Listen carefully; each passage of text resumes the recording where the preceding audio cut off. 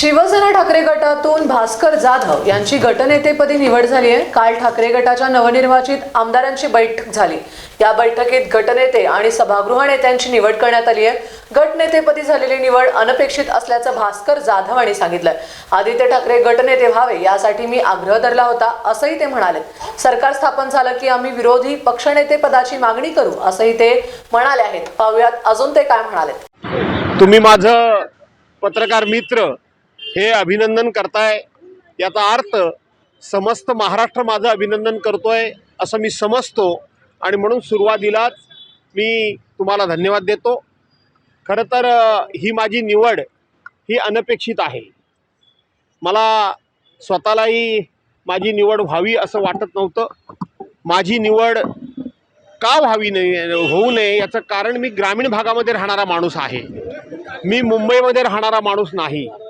आणि म्हणून मुंबईमध्ये राहणारा माणूस नेहमी मंत्रालय विधिमंडळामध्ये त्याला येणं जाणं सोयीचं पडतं आणि म्हणून ही निवड ही एका मुंबई शहरामधल्या राहणाऱ्या सिनियर माणसाची व्हावी आणि विशेष करून आमचं युवा नेतृत्व आणि आमच्या पक्षाचं भवितव्य आमदार आणि माजी मंत्री आदित्यजी ठाकरे यांची निवड व्हावी असा मी आग्रह धरला होता।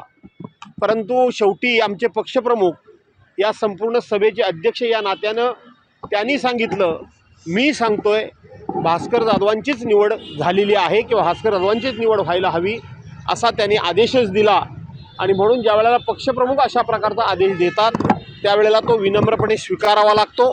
अन्यथा आदित्यसाहेब ठाकरे यांनी त्यांना ही जबाबदारी मिळावी असं माझं स्वतःचं मत होतं। पण त्यांना विधिमंडळ नेतेपदी नेमले गेले आहे। त्यांना विधिमंडळ नेतेपदी आदित्य साहेबांना विधिमंडळ नेतेपदी म्हणजे विधान परिषद आणि विधानसभा या दोन्ही सभागृहाचे नेते म्हणून त्यांची निवड देखील झालेली आहे। विरोधी पक्षनेते पदासाठी काही दावा केला जाईल काय सांगा। अरे थांब ना, अरे एक मिनिट थांब ना, प्रश्न विचारतो, थांब ना। असं आहे की आम्ही